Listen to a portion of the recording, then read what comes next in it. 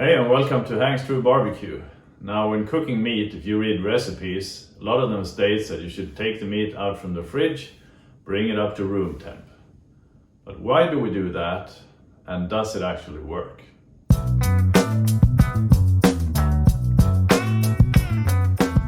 So, taking the meat out from the fridge and bringing it up to room temp, usually it's specified like do that half an hour before, etc. So we're actually going to do that. I bought a nice ribeye we're going to test with. We're going to put a thermometer in it and see how the temperature changes over time. Also, why do we do that? That's a question I ask often when doing barbecue classes, and it's not that often I get a correct answer, so let's discuss why we do that. Well, first off, you need to understand that meat is like 70 to 75% water. That's like 2/3 to 3/4 of water.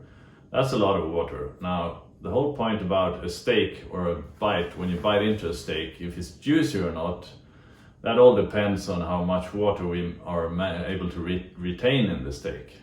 So that's key. Now, the whole point of bringing it up to room temp is to reduce the temperature difference between the actual meat and the frying pan or the grill. And why do we want to reduce the temperature difference? Well, when you heat up meat, it's going to contract like that when you apply heat. It's just like jumping into a cold swimming pool or something. You know how you're going to react yourself.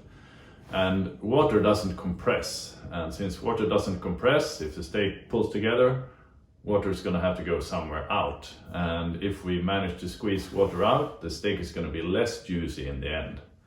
Yes, these are fine details, but I think it's relevant to discuss. So, that's why we want to reduce the temperature difference, and that's why you're supposed to bring it up to room temp. So let's do that. We're going to bring out the ribeye, plug in the thermometer, and see what happens. All right, so here's the ribeye, nice marbled cut, looking good. So we're going to plug the thermometer in. I'm going to monitor it over time. I'm going to cook it. I'm going to eat it. You know, the sacrifices I have to make. Anyhow, let's get started on this.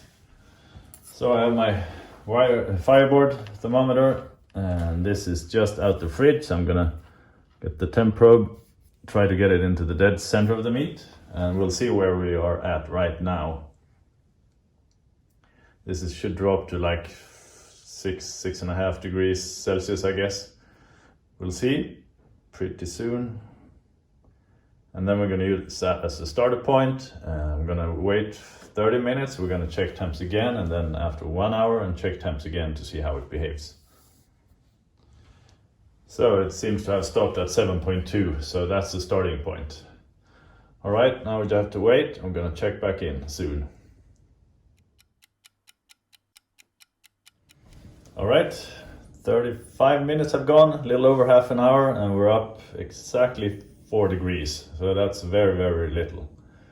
As you can see, not much happens very fast, but let's give it a full hour and see where temp is at.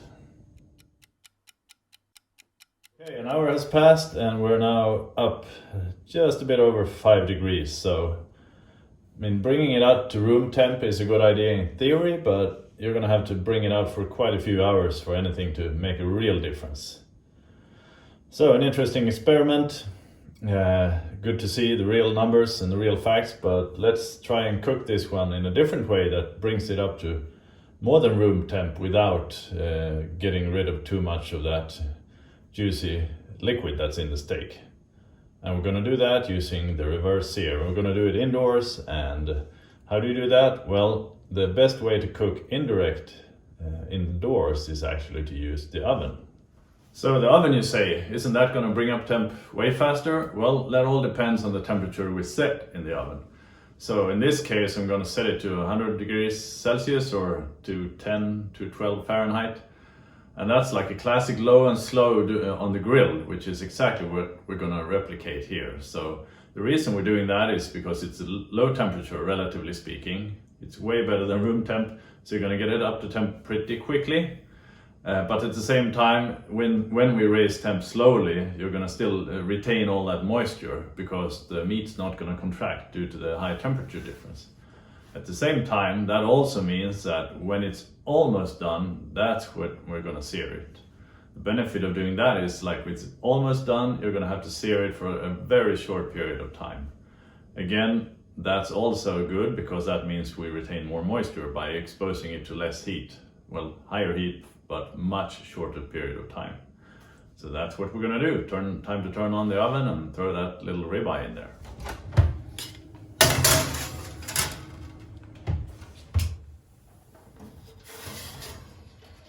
All right, so this is what it looks like. Rather pale as to be expected, but we're gonna fix that soon. So now we're at 52 degrees Celsius, which I think is just right. Now we're gonna let it rest for a few minutes and then get it into the frying pan. Now we're letting the meat rest here for two reasons. One, we want to wait out the carryover heat because as soon as you take something out of the oven, like a hunk of beef like this, it's gonna keep rising or increasing in temp just a bit. It all depends on the size of the meat, of course. This one is small, so it's not gonna be big, but we might as well wait it out. Also, the reason for that is if we put it in the frying pan immediately, we're gonna like speed boost the temp increase. So we're most likely gonna miss the target temp. That narrow window when it's done is gonna get even more narrow, so not optimal. So just let it sit for 5 minutes or so and wait for it. Also, there's still going to be some moisture on the surface area because it has warmed up. It's not like perfectly dry, so we might as well wait for that carryover to push even more moisture out. It's just a tiny bit, but still, once that is done, we're going to pat it dry and then we can sear it. But if we pat it dry immediately, it's just going to become moist again, so we might as well give it a few minutes. It's easy, less stress, so I think it's a real nice way of cooking. So it's been resting for 5 minutes. I'm gonna pat it dry because dry surface means good sear. If we don't pat it dry, we're gonna have to spend 2 minutes at least boiling away the moisture on the surface before we can actually sear it. So this really helps.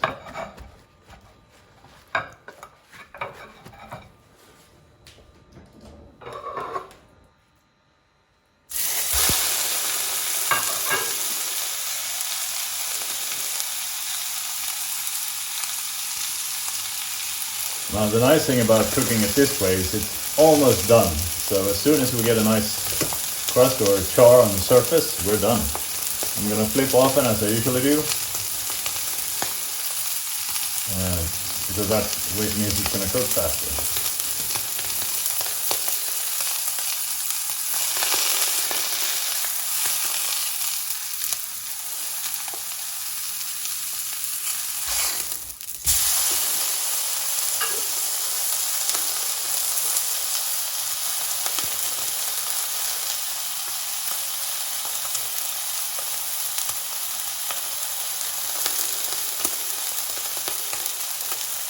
I'm gonna do one more flip and then I think we're done. So as you can see, it's quite easy and this process goes very fast.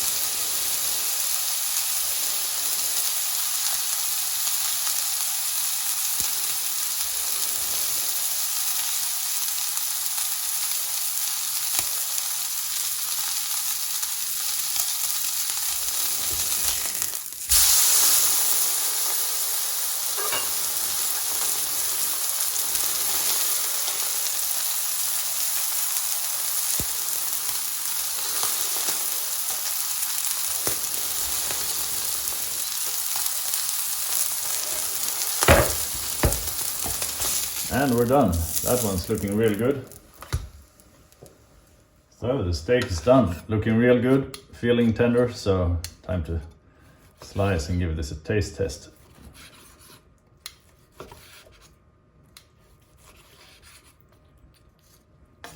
Let's see, yeah, it's looking good. Nice and even pink in the middle. Target temps may differ, of course, depending on personal preference, but this is just right. So good and extremely moist.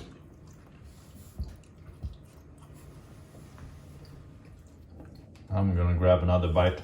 This is tasty. So that was a nice little experiment, tasty experiment too. Always good fun. So we've seen that, you know, bringing meat up to room temp is, you can do it, it's not bad, but it doesn't really make a real difference, so you might as well skip it. That's why I think the indirect heat followed by a sear is a superior way of cooking.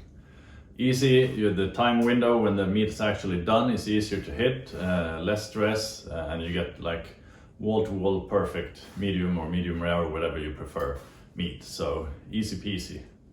All right, thank you for watching. I'll see you guys next episode.